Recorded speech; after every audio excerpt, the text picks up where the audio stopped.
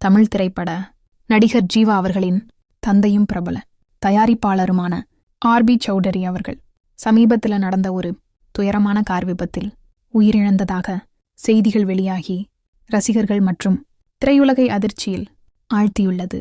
இந்த விபத்து ராஜஸ்தான் பகுதியில் நடந்ததாக கூறப்படுகிறது.